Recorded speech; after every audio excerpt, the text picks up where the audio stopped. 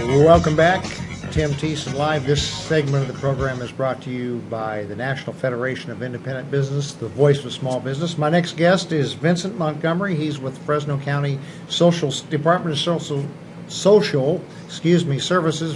Vincent, thanks for coming in today. Thank you for inviting me. And we're going to be dealing with the foster parent-child program. And so tell us a little bit about yourself and your background, and then we're going to talk about the needs in Fresno County. Well, prior to coming to Fresno, I worked with the California State University in Monterey Bay, and I worked with kids there. I was the director of judicial affairs. And then when I came to Fresno, I also worked as a school administrator. Mm-hmm. So I've been working with kids for quite a long time. And then went to Fresno County Department of Social Services, and here I am. Okay, very good. The information you're as far as the foster parent program and all that, kind of give us an overview of what's going on in Fresno County right now and where we're at here. Well, Fresno County has a really big need for additional foster parents as a result of a number of initiatives that have taken place over the last few years. One being the AB 12 program, which now allows kids to stay in care for up to 21 years, until they're 21 years of age. Mm-hmm. And so obviously that has had some impact on our capacity levels. Mm-hmm. And in general, we just have a really big need for foster parents. And once again, getting into some of the needs here, is these kids have found themselves, they've been caught in the gap here. Absolutely. And so I'm going to let you just go because you're exposed to it every day. Yeah. The circumstances in the home that have led these kids to where something must be done. Exactly, yeah. And first of all, I want to say that our foster parents, anyone who can open up their home to a child who has a need, I hold them in really, really high regard. Mm-hmm. And our foster parents provide an invaluable service for kids. Mm-hmm. Most of the kids who've come into care have experienced some sort of abuse or neglect. Mm-hmm. And that could range from physical abuse, emotional abuse, or sexual abuse, mm-hmm. or just neglect. Mm-hmm. And as a result of that, they have experienced a deficit in terms of their basic needs being met. Mm-hmm.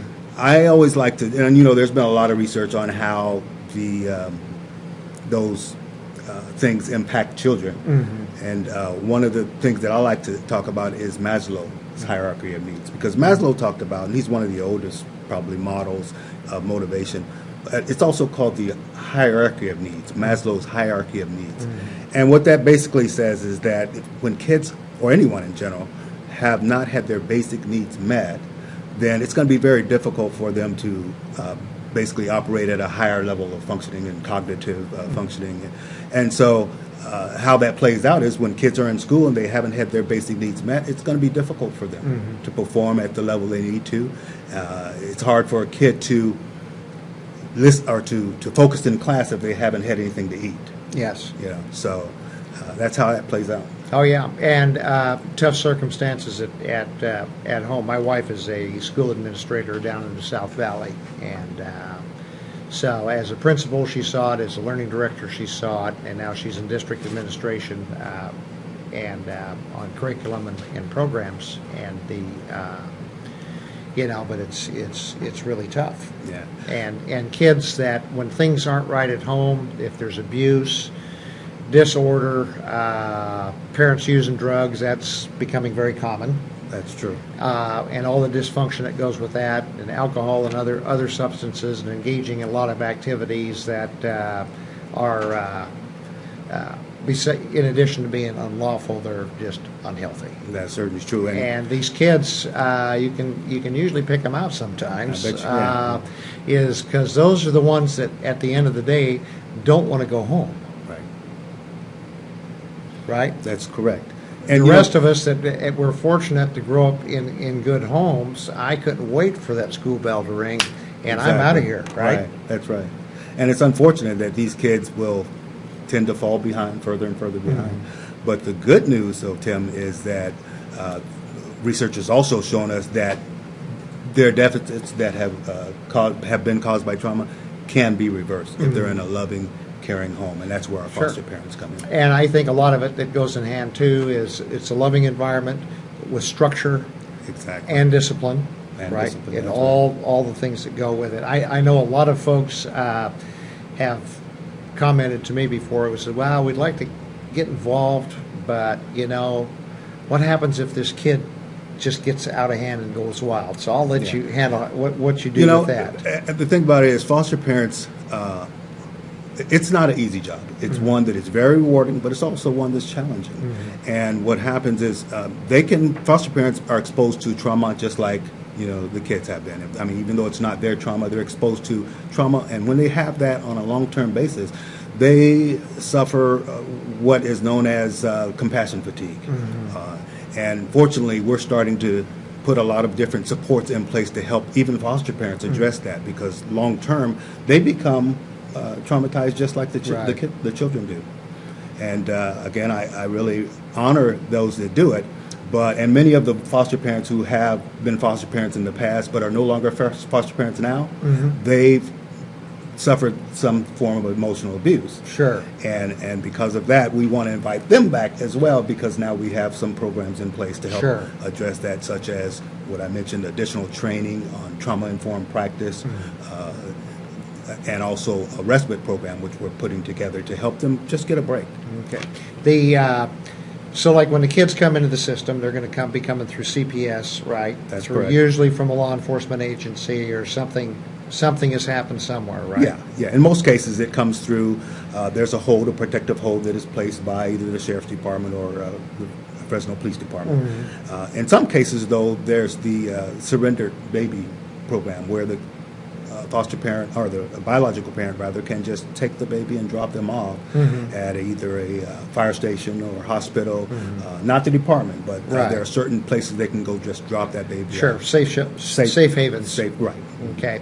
Now, what on the kids that need foster homes and foster care, what's kind of the average age? Well, the ages, are they all over the board? They are all across the board, Tim, because for example, the Safely Surrendered Baby program, obviously those are mostly newborns, if not all newborns. But they range because of the program that I mentioned earlier. They range anywhere now from 0 to 21 years of age. Is that right? And that is the need that we have. It's all across the board, and all ages and abilities. Okay. Just to put any potential foster parents, because this is a great thing that the folks, and hats off to the folks that are foster parents, but you need more. Right? Absolutely. Just to get, I think, a lot of people over their apprehension about even thinking about it, because a lot of times people say, I'd like to do that, but I just don't know. So say you have a kid that's 13, 14 years old, kind of going into the strange teen years already, and they're in the system. Now, do you pretty well start preloading that kid with what expected behavior is? Well, the thing we'll want to do is we'll want to match that child. Every foster parent has a right to a profile of preferences. In other words, they say, I want to work with kids maybe in a certain age group. They can do that. Okay. And then so when we are looking for a home for that child that you just described, we're going to look for, first of all, that age match, but also a match in terms of behaviors. Maybe they want a child, maybe they want to work with a child who has some difficult behaviors. Some of our foster parents do.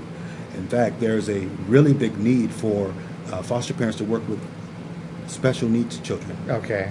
Children who have special needs ranging from maybe they're diabetic and they are insulin dependent, all the way to medically fragile children. Okay. Medically fragile or then learning disabilities and also. Learning disabilities as well, yes. Okay. The kids that would be classified into special ed programs and all of that. Exactly. Okay. And I think that's one thing that people are very apprehensive about, though, because this is the feedback that I've received. That's why I really wanted to spend some time on this as far as your screening. And in the event that, say, a child is placed and then folks say, well, I don't want to be trapped. Well, I says, I don't think you're going to be trapped, right? No, not at all. Because this is constantly monitored. Absolutely. So if the child comes, you say, these are pretty nice people, but we're not clicking too good here, right? Yeah. Or vice versa. Then there's a remedy, right? Absolutely, and there's always a remedy. One of the remedy focuses on communication. We have what we call a team decision-making meeting. Anytime there's a potential for a child or a foster parent to give notice on that child, for another placement, we want to talk about that. And Sure. if it's not going to work out, then absolutely we will place that child in another home. But we're also cognizant that every time we move a child, it does add another layer of trauma for that child, because it reminds them of the first time that they were Right. removed. So obviously our goal is for permanency early on for that particular child. And stability. And stability, absolutely. And structure. Like Absolutely. you must get out of bed, you must go to school. Definitely. Right? Yes, yes. You must do what you must do. That's right. Right? And it's yeah, because I'm sure a lot of these kids have been through it, right? They've been abandoned, right?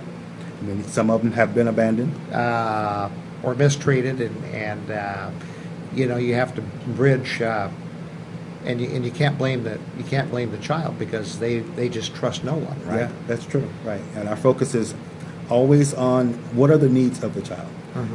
Just to kind of give you an example, you may have a child who goes to school in Fresno, but is in a foster home in, let's just say, Clovis. Well, sometimes a foster parent might want to make it convenient for them and move that child to the school that's near their home. Well, that can only be done under some circumstances that are approved by the social worker, our school liaisons, and even the courts. Just because it's really, I mean, they've been removed from their home. So if you remove them from their school, what we call a school of origin, that just, again, removes them from everything that they've known.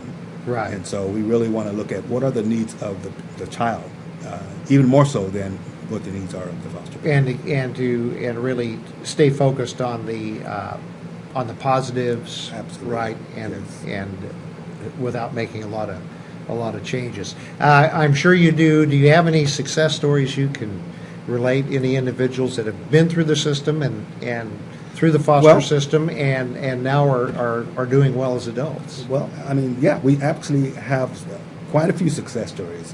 There's an organization at Fresno State called Renaissance Scholars. All of those children have been in the foster care system. Really? And these are kids who have faced the challenges of, all of the poor outcomes that typically happen with foster kids who have come through the system, including poor graduation rates and early teen pregnancy, even suicide. But these kids have overcome all of those challenges and now are in colleges, and many of them have already graduated and become successful members of society. That's what Maslow calls self-actualization. So it can even happen, even though they have challenges early on. Sure. Foster kids can actually be successful as well. And those that are able to succeed with the help of people that will step up. Okay. Actually, I think in a lot of ways, if they're able to overcome this stuff growing up, right, they are really going to be dynamic citizens because they have been emotionally tried and they've won. Yeah, it's ironic that many of the kids who've grown up in the system come back to help. They have that burden to come back to help. It's another organization that I just wanted to mention is called CYC, California Youth Connection. Foster kids have worked to provide initiatives to help other foster kids, and they're working at the government level in Sacramento to help move initiatives forward for other foster kids. Okay, that's excellent. So yeah, I didn't realize it. And you called the program at Fresno State is called the Renaissance. The Renaissance Scholars. Okay. All former foster kids. Not all Fresno, but because Right. they come from all over. Right. But they're all. But they're all been foster children. That's right. And survived, and they're well on their way. And that's excellent. That really is. This has been most informative, and I appreciate you coming in today, Vincent. Okay. So thank you so much. And folks, the number is on the screen, and they're here in Fresno County. There is a huge need right now. This is very important. So if you've even just thought about possibly wanting to become a foster parent, call and get some information. And this is not going to be a lifetime obligation. And every once in a while, just helping one child, a boy or girl, succeed in life is going to make it all worth it. So anyway, thank you again, Vincent. Thank you and for having me. we'll be in touch. Okay, folks, we'll be back right after these messages.